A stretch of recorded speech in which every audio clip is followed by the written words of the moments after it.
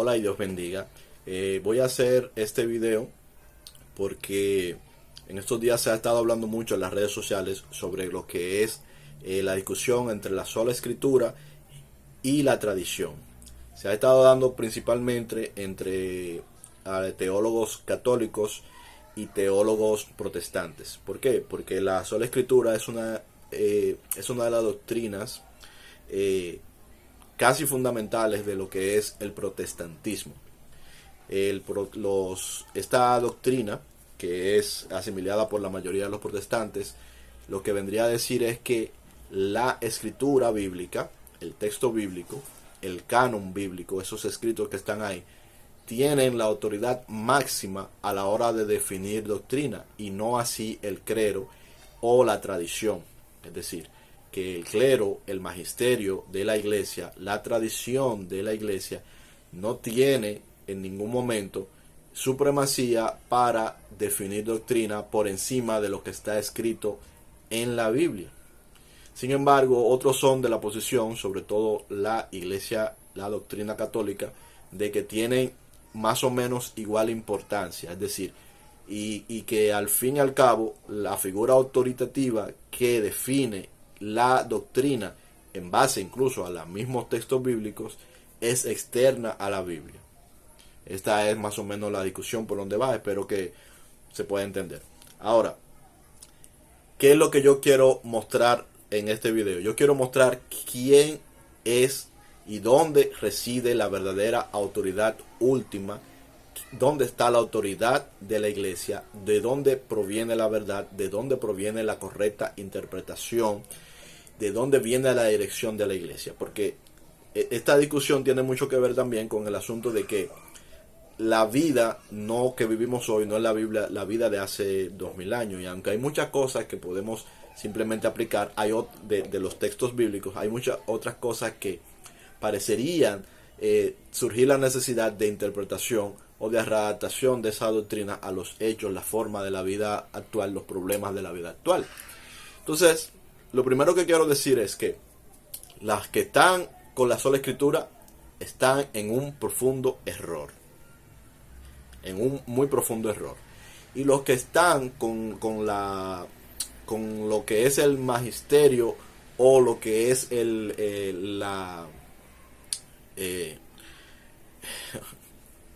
se me fue la palabra ahora. Con lo que es la tradición, también están en un error. Pero el error más grande está en los que están con la sola escritura. ¿Por qué el error más grande está aquí? Porque la escritura no precede a la tradición, sino que la escritura es después de la tradición.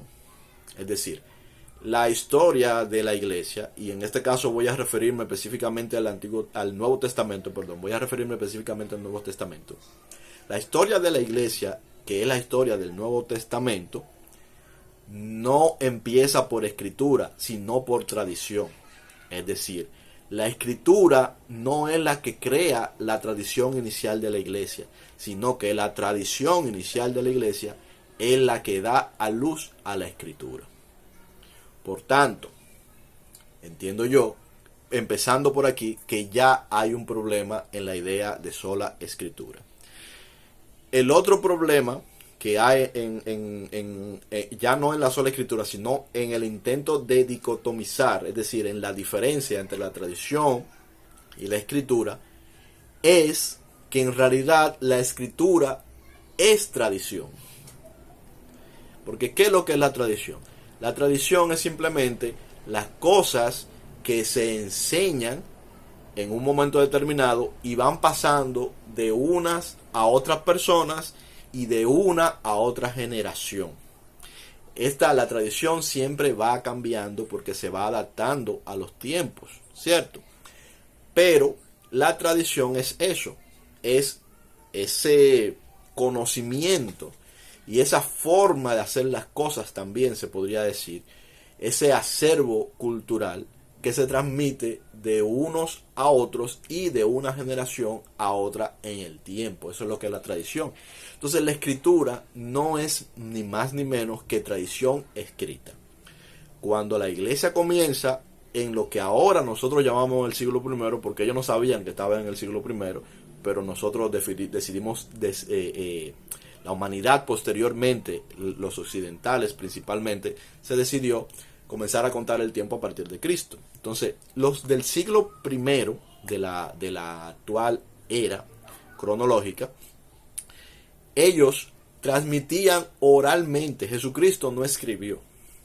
Jesucristo hizo una predicación oral y dio una enseñanza no solo oral, sino que vívida a sus discípulos. Es decir, él vivió con sus discípulos, anduvo con ellos para acá, para allá, anduvieron, como quien dice, de gira por todo el país, a través de Samaria, a través de todo Jerusalén, de todas las zonas donde se menciona en los evangelios. Ellos anduvieron junto con Jesús y fueron aprendiendo de los dichos, los hechos, los ejemplos, las reprensiones de Jesús directamente. No había escritura, ¿se entiende? Sino que era todo de la manera tradicional de lo que es eso mismo, una tradición, valga la redundancia. Entonces, estos discípulos de Jesús, luego que reciben que Jesús asciende al cielo, luego de 40 y pico de días de su resurrección, 40 días de su resurrección, cuando Él asciende al cielo y entonces se conforma lo que es la iglesia, que es la reunión de los que creen en Jesucristo en Jerusalén, que ahí comienza esta iglesia, ellos tampoco comienzan por la escritura. Ellos comienzan por la predicación del evangelio. Están viviendo el evangelio y lo están predicando y lo están enseñando a otros. Cuando comienza a aparecer la escritura, y estoy hablando específicamente del Nuevo Testamento para no complicarnos demasiado, ¿verdad? Cuando comienza a aparecer la escritura, ya existían iglesias por el mundo conocido de aquella época, por el mundo que ellos conocían, es decir, en poblaciones muy lejanas del Imperio Romano e incluso de fuera del imperio, ya existían iglesias. ¿Cómo lo sabemos? Es muy simple. Las cartas del Nuevo Testamento son dirigidas a personas en iglesias. Si usted se fija, esas cartas están siendo dirigidas a personas y que están en iglesias. A iglesias son dirigidas las cartas. Es decir, que ya la iglesia está formada. Por lo tanto, la iglesia no se forma con la escritura, sino que la iglesia formada produce la escritura. Los discípulos de Jesucristo, los apóstoles de Jesús, van produciendo luego la escritura. Las primeras escrituras, que como les acabo de decir, son tradición. No hay una verdadera dicotomía entre una cosa y la otra. Ahora, ¿cómo ellos eran guiados? ¿Cómo fueron ellos guiados en primer lugar? Ellos fueron guiados por el Espíritu Santo. ¿Por qué? Porque Jesucristo facultó quién iba a ser la figura autoritativa de la iglesia. Jesucristo, cuando estaba en carne en la tierra, Él era la figura autoritativa de la iglesia en formación. Y cuando Jesucristo parte, lo primero que Él hace es decirle a sus discípulos que ahora la figura autoritativa va a ser el Espíritu Santo, que es Él mismo en su manifestación espiritual, que va a venir al mundo y va a poder hablar a cada uno de los discípulos de Jesucristo, porque Él no lo va a dejar huérfanos, sino que viene en la forma de su espíritu, ¿verdad? Para seguirlos guiando, para ser esa figura que les dice qué está bien y qué está mal, cómo, por dónde debe de seguir como iglesia y por dónde debe de seguir como individuo.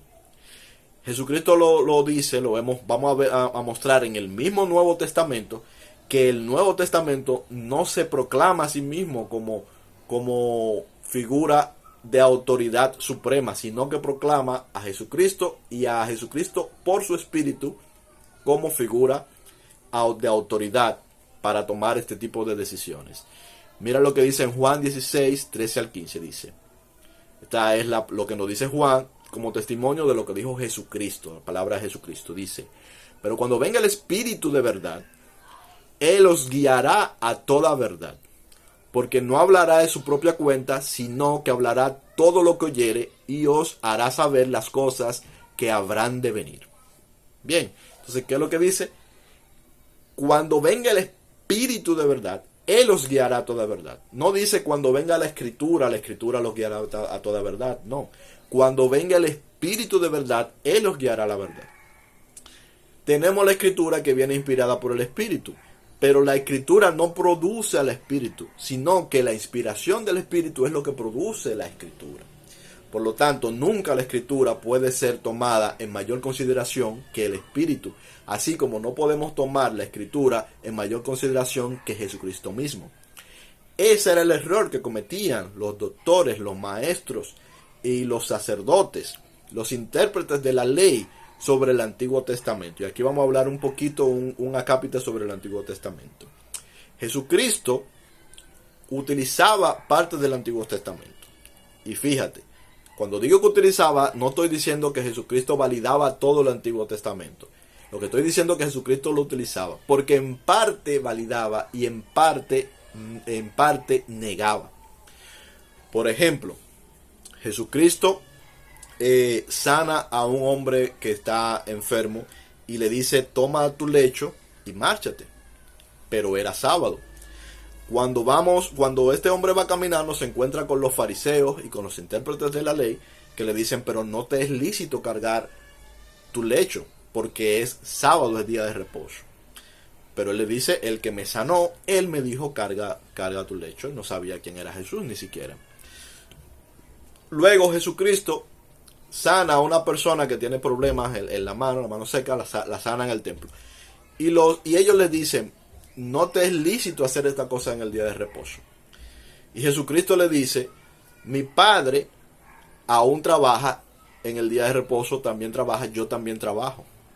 Y les dice: ¿no habéis aprendido lo que significa misericordia quiero y no sacrificio? Entonces, fíjate, en el Antiguo Testamento nos dice que un hombre estaba recogiendo leña y que lo fue descubierto recogiendo leña en día de reposo. Y por recoger leña en día de reposo, entonces no sabían qué hacer con él y lo llevaron ante Moisés. Y dice que de parte de Moisés, dice el texto, que de parte de Moisés vino la orden por Jehová, que es el mismo Jesús, ¿verdad? Vino la orden de que este fuera llevado a la muerte.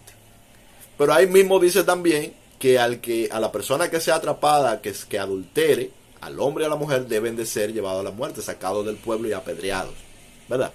Entonces, Jesús está diciéndole a este caballero: carga tu lecho. Es decir, Jesús está diciéndole algo que es contrario a lo que enseña el Antiguo Testamento. Y no solo eso, sino que Jesús le ha llevado a una mujer al él ser maestro para que él ordene la lapidación, la muerte de esta mujer por apedreamiento, porque fue atrapada en adulterio. Y Jesús dice: yo no te condeno, le dice. Es decir, Jesús está negando aquí. Pero para negar esa parte del Antiguo Testamento, está utilizando otra parte del Antiguo Testamento, porque está citando a Isaías cuando dice: misericordia quiero y no sacrificio. ¿Quién pidió esto de sus manos? ¿Quién demandó estos sacrificios de sus manos? Yo lo que quiero es misericordia. Entonces, no estoy diciendo que Jesús niegue la palabra del Antiguo Testamento, sino que no toda esa palabra que está en el Antiguo Testamento Jesús la valida, sino que parte la valida, parte la atañe, por ejemplo, a Moisés, no a Dios, parte la atañe, por ejemplo, a la ley de los fariseos y de los escribas, no a Dios, pero parte también la atañe a Dios. Entonces, ¿quién es la figura autoritativa cuando Jesús anda en la tierra, en carne, para definir doctrina, sea por medio de la palabra del Antiguo Testamento o sea doctrina por la situación actual en la que se está viviendo? Es Jesús la figura autoritativa, no es la palabra, es Jesús. La palabra puede ser manipulada, Jesús no, en persona, porque cuando tú le dices una cosa a Jesús, Él te la corrige. Bien, entonces Él es la figura autoritativa. Entonces, ¿qué nos dice Jesús aquí en Juan 16, 13 al 15? Que después de Él va a venir el Espíritu Santo, Él nos enviará el Espíritu Santo, que Él no nos va a dejar huérfanos, Él nos enviará su Espíritu Santo, y con el Espíritu Santo nos guiará a toda verdad, nos dirá qué hacer, nos convencerá de pecado, ¿verdad? Y etcétera, etcétera, etcétera. Entonces, vamos a ver qué más nos dice la palabra. La palabra nos dice en primera de Juan, capítulo 5, versos 7 al 8, nos dice: porque tres son los que dan testimonio en el cielo. El Padre, el Verbo, o sea, Jesucristo, que es el Verbo hecho carne, y el Espíritu Santo. Y estos tres son uno. Es decir, estos tres concuerdan, son uno. Porque simplemente son manifestaciones del mismo Dios. Son diferentes formas en que el mismo Dios se manifiesta. Y dice, y tres son los que dan testimonio en la tierra: el Espíritu, el agua y la sangre. Y estos tres concuerdan. Bien, entonces, en primer lugar, el Espíritu. El testimonio lo da el Espíritu. ¿Quién es que nos testifica a nosotros de Jesucristo? Bien, nosotros podemos recibir el testimonio de la carne y de la sangre, que viene de los apóstoles en este caso que escribieron. Y nos dejan por la tradición de la Escritura este testimonio. Pero lo que nos hace creerlo, ¿verdad? Lo que nos da la fe es el Espíritu Santo. Es decir, lo que nos confirma este testimonio es el testimonio del Espíritu. Bien. Entonces, dice en Juan 14, 15 y 17, volvemos al Evangelio de Juan, y dice: si me amáis, guardad mis mandamientos. Y yo rogaré al Padre, y os dará otro consolador, para que esté con vosotros para siempre. ¿Con quiénes? Con los discípulos, con los que creen en Cristo. Va a estar con nosotros, ¿quién? El otro consolador. Y dice en el verso 17, el Espíritu de verdad, el cual el mundo no puede recibir porque no le ve ni le conoce, pero vosotros lo conocéis, porque mora con vosotros y estará con vosotros. Es decir, Jesucristo está diciendo: yo os daré el Espíritu de verdad. Él os consolará, Él os dirigirá la verdad. Claro, el mundo no lo va a ver. El mundo no lo puede ver al Espíritu. Entonces, nosotros no podemos al mundo demostrarle la veracidad de la obra de Jesucristo por medio del Espíritu al mundo, porque el mundo no lo ve. ¿Quién lo ve? El que pone su fe en Cristo. No que lo ve, de que lo vea físicamente, sino que entonces el Espíritu mora en él. El Espíritu mora en él. Y ese Espíritu es el que nos guía a la verdad. Esa es la figura autoritativa que tanto se está buscando en estos debates en las redes. Es el Espíritu. Es la figura autoritativa externa que nos da testimonio de Cristo, que nos da testimonio de la palabra y que nos hace entender esa palabra, pero también que nos ayuda a discernir cómo actuar en las situaciones que muchas veces no podemos dirimir con la palabra, pero también el que nos ayuda a resolver los conflictos que podemos encontrar de interpretación en la palabra y nos da la salida. Cristo, a través de su palabra, de su testimonio y sobre todo de su Espíritu. Entonces, seguimos viendo. Vamos ahora a Juan, capítulo 3, verso 8, donde dice lo siguiente, sobre lo que son llevados del Espíritu. Dice: el viento sopla donde quiere y oyes su sonido, mas ni sabes de dónde viene ni a dónde va. Así es todo aquel que es nacido del Espíritu. ¿Qué nos está diciendo Jesucristo con esto? Que nosotros no podemos decidir, no deberíamos decidir por nosotros mismos a dónde vamos o qué hacemos. O sea, cuando nosotros se hacen como seres humanos, hacemos concilio. No debemos hacerlo para decidir nosotros mismos, ni decidir solamente en base a la palabra, sino que es el Espíritu que nos debe de guiar. En realidad, el discípulo de Jesucristo es llevado por el Espíritu. El Espíritu le dice dónde tiene que ir y qué tiene que hacer y qué no tiene que hacer. Esa es la realidad. Es una realidad que el mundo no la puede ver y que el mundo no la puede entender y que para el mundo es locura. Pero es la realidad del cristiano y debe ser la realidad del discípulo de Jesucristo. Literalmente, no es una metáfora, es literal. Nosotros lo podemos ver, por ejemplo, en algunas historias de los Hechos de los Apóstoles, cómo el Espíritu es el que guía a los apóstoles y a los diáconos, en este caso, en el caso de Felipe, a hacer su obra. Cómo el Espíritu es que lo guía. Por ejemplo, vemos aquí en la historia de Felipe y el etíope, que se encuentra en Hechos capítulo 8, a partir del verso 26, dice: un ángel del Señor habló a Felipe diciendo: levántate y ve hacia el sur, por el camino que desciende de Jerusalén a Gaza, el cual es desierto. O sea, Felipe no estaba pensando en eso, vino un ángel y le dice esto. Entonces él se levantó y fue. Y sucedió que un etíope eunuco, funcionario de Candace, reina de los etíopes, el cual estaba sobre tu tesoro, es decir, un funcionario, y había venido a Jerusalén para adorar, volvía sentado en su carro leyendo la profecía de Isaías. Y el Espíritu dijo a Felipe, o sea, el Espíritu Santo le dijo a Felipe, acércate y júntate a ese carro. Vamos entendiendo, o sea, ¿dónde va el siervo de Dios? Donde el Espíritu le dice que vaya. O sea, tú como siervo de Dios estás haciendo tu vida normal, tu vida cotidiana. Y en cualquier momento el Espíritu Santo te puede decir, haz esto. Bien, así es como funciona el Evangelio. Así es como funciona el Evangelio dirigido por Cristo, por su Espíritu. Entonces, le dice el Espíritu, ve, acércate a ese carro, Felipe. Y le dice, acércate y júntate a ese carro. Acudiendo Felipe, le oyó que leía al profeta Isaías a este funcionario. Y le dijo, ¿pero entiendes lo que lees? Y dijo, ¿cómo podré si alguno no me enseñase? Y rogó a Felipe que subiera y se sentase con él.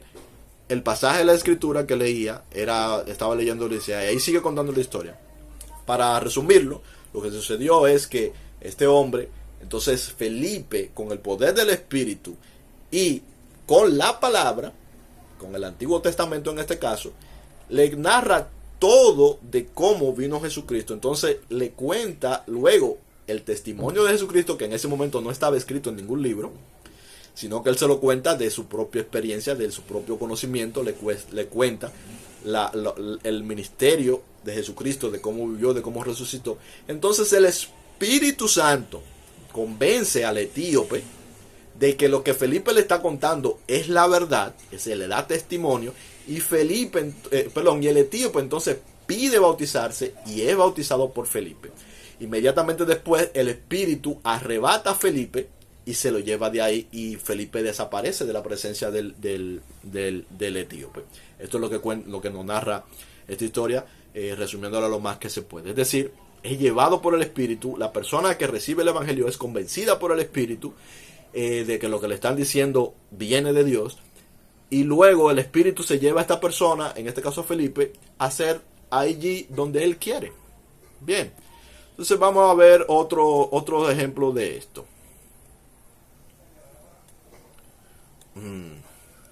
Bien, este es el caso de Pedro. ¿Qué pasaba con la iglesia? Dirigida en este caso por Pedro y Juan y los demás apóstoles. Cuando se formó la iglesia en el primer momento, en el día de Pentecostés, vino ¿quién? El Espíritu. Porque fíjense, el Espíritu Santo es el iniciador de todo. Las cosas no vienen y producen el Espíritu Santo, sino el Espíritu Santo inicia todo. El Espíritu Santo es el que anuncia por medio del ángel a Zacarías del nacimiento de Juan. El Espíritu Santo es el que hace que la madre de Juan profetice. El Espíritu Santo es el que viene sobre María y pone a Jesucristo, o sea, que pone, hace que engendra, ¿verdad?, a Dios mismo en el vientre de María. El Espíritu Santo es el que profetiza, hace que profeticen sobre el niño cuando el niño nace.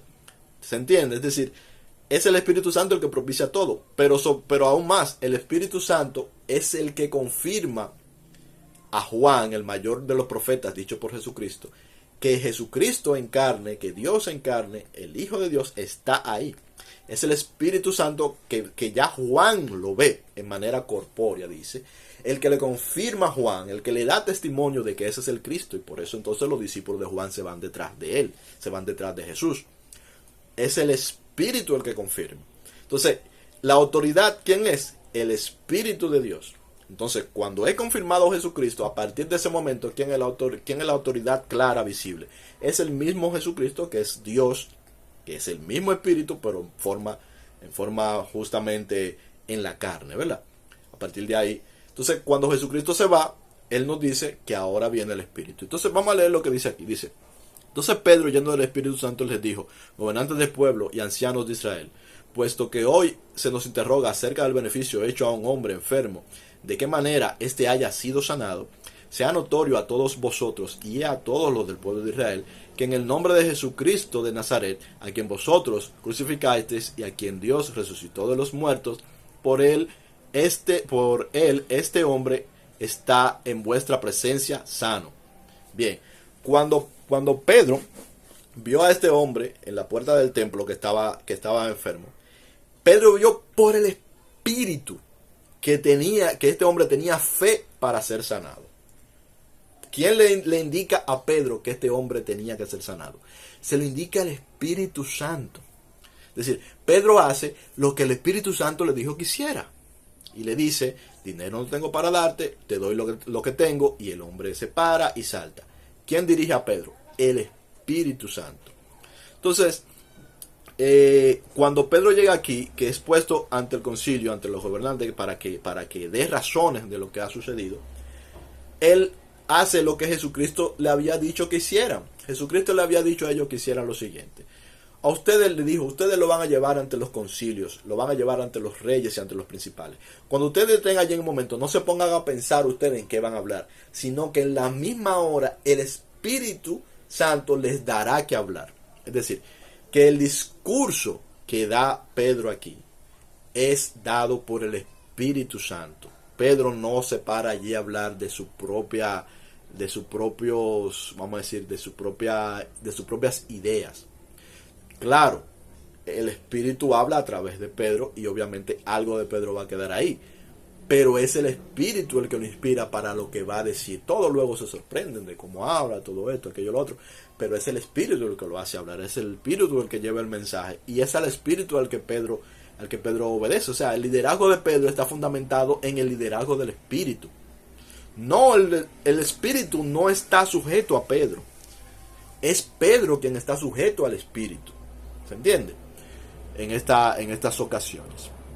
Vemos luego en Hechos 16, 6 al 10, dice visión del varón macedonio. Y dice, y atravesando Frigia, vamos a ver, en este caso vamos a ver, en el Hechos 16, cómo no solo el Espíritu le da que hablar a los discípulos de Cristo, sino que el Espíritu también te dice, como le acabo de decir hace un momento, dónde tienes que ir, dónde no tienes que ir, en qué negocios te puedes meter, en qué negocios no te puedes meter. Donde el Señor quiere que vayas, donde el Señor quiere que viajes incluso, y donde no quiere que viajes. Entonces dice, y atravesando Frigia y provincia de Galicia, les fue prohibido por el Espíritu Santo hablar la palabra en Asia. Fíjate cómo el Espíritu Santo es que está dirigiendo incluso a quién tiene que hablar la palabra y a quién no. Y dice, y cuando llegaron a Misia, intentaron ir a Bitinia, ellos intentaron ir a Bitinia, pero el Espíritu no se lo permitió. Bien, entonces, ¿qué es lo que querían estos ministros de la iglesia? Y querían ir a ese lugar, a Bitinia, pero el Espíritu no se los permitió. Entonces dice, y pasando junto a Misia, descendieron a Troas, y se le mostró a Pablo en la visión de la noche un varón macedonio que estaba de pie rogándole y diciéndole, pasa a Macedonia y ayúdanos. Cuando vio la visión, enseguida procuraron partir para Macedonia, dando por cierto que Dios nos llamaba para que les anunciáramos el Evangelio. Es decir, el Espíritu Santo le está diciendo, ahí no entres, no es ahí que yo quiero que tú entres. Por aquí pasa de largo, aquí no prediques la palabra, pero ahora vete a Macedonia, porque allí yo quiero que tú enseñes la palabra. Yo te voy a dar allí que hablar, etcétera, etcétera, etcétera. Es el Espíritu Santo el que le está dirigiendo. Bien. No es de su propia voluntad, es como Jesús le había dicho. El que es nacido del Espíritu es como el viento que no sabe de dónde viene ni a dónde va. ¿Verdad? Lo escuchas, pero no sabe de dónde viene ni a dónde va. Así es el que es nacido del Espíritu. Aquí estamos viendo qué es lo que eso significa. Eso significa es que el Espíritu Santo te va a decir dónde tienes que ir y dónde no tienes que ir. Qué tienes que hacer y qué no tienes que hacer. Y también va a definir doctrina, de hecho, el Espíritu Santo. Vamos a ver en Hechos 15, 28 al 29 dice, porque esto es en el capítulo 15 de Hechos, vemos cómo el Espíritu Santo define doctrina. ¿Por qué? Porque esto es un encontronazo que sucede entre Pablo y algunos judaizantes que estaban en un lugar y al final deciden ir a Jerusalén, que es donde está Pedro y donde está la parte en ese tiempo estaba la iglesia, la cabeza de la iglesia, para discutir el asunto de los gentiles, porque habían algunos fariseos que se habían introducido al Evangelio de Cristo, pero querían que los gentiles guardaran los días de reposo, o sea, los sábados, que guardaran las lunas, que querían prohibirles comer ciertas cosas, querían prohibirles, por ejemplo, comer el cerdo, y comer ciertos alimentos que para los judíos eran considerados inmundos y todo eso. Y sucedió que ya había sucedido que ya de hecho el Espíritu Santo había mostrado por medio de Pedro, había mostrado por medio de lo que pasó con Pedro y Cornelio en el capítulo 10 del libro de Hechos, había mostrado que había que llevar el evangelio a los gentiles. Y que a esos gentiles que comían tales cosas, que no respetaban los días de reposo, que no respetaban las fiestas, a ellos también le había sido dado el Espíritu Santo. Entonces ya allá había un precedente de que el Espíritu Santo estaba fundamentando una nueva doctrina dentro de la iglesia. Vamos a saltar para atrás al capítulo 10, a la historia de Pedro y Cornelio. Dice que había en Cesarea un hombre llamado Cornelio, centurión de la compañía llamada la Italiana, y piadoso, temeroso de Dios, ¿verdad? ¿Qué pasó? Que esta persona tuvo un sueño sobre un Simón llamado Pedro que venía a su casa, pero al mismo tiempo, ¿verdad? Pedro tuvo una visión, que es la visión donde baja un lienzo con animales que eran considerados por el pueblo judío inmundos, y una voz que le dice mata y come. Esto pasó 3 veces. Y entonces Pedro entendió al final de esta visión, cuando vinieron a buscarlo por la otra visión que había tenido, en este caso Cornelio, cuando vienen a buscarlo, entiende lo que Dios quería decirle: no llames inmundo a lo que yo he santificado. Lo que quería decirle era que los gentiles, que hasta ese momento ellos pensaban que no podían entrar en la casa de un gentil, y que menos un maestro, como en este caso Pedro, podía entrar en la casa de un gentil y posar allí, que los gentiles también le había sido dado el reino, y que los gentiles también debían de recibir el Espíritu, y que no podía llamar inmundo a los gentiles, ni podía tratar de no entrar en la casa de un gentil porque fuera gentil, porque no había acepción de personas. El Espíritu Santo está aquí integrando lo que es la no acepción de personas en la iglesia. Está formulando doctrina para la iglesia con la última palabra. La última palabra es la del Espíritu, no la de la Biblia que dice que son inmundos, sino la del Espíritu, no la del Antiguo Testamento, me parece que esto es Levítico, sino lo que dice el Espíritu. Entonces, dice que tuvo hambre, etcétera, etcétera. Esta es la visión. Y cuando llegan allí a la casa de Cornelio, ¿qué sucede? Que cuando él comienza a hablar, cuando él dice, Pedro dice, oh, pero el Espíritu, ahora entiendo, viene el Espíritu Santo, bautiza en el Espíritu a Cornelio, a todos los que reunió allí, a los de la casa de Cornelio, son bautizados por el poder del Espíritu Santo. Y allí Pedro se da cuenta y dice: ¿cómo yo voy a decirle a estos que no se pueden bautizar en el agua cuando ya el Espíritu los bautizó? Allí es cuando Pedro se da cuenta y dice: ¿cómo voy yo a impedirle a estos que sean bautizados en el agua por arrepentimiento y para perdón de pecado, cuando ya el Espíritu los bautizó? Ya ellos fueron bautizados en el Espíritu.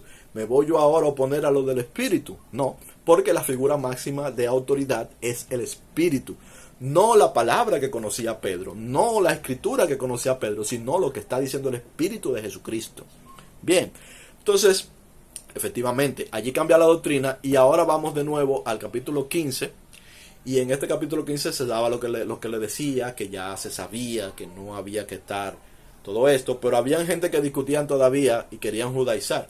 Entonces fueron allí, se fue el primer concilio del que tenemos registro de la iglesia, que es el concilio de Jerusalén, el capítulo 15 de Hechos, y allí se estuvieron discutiendo estos asuntos. Se recordó lo que había pasado con Pedro, que ya habíamos visto en el capítulo 10 recientemente.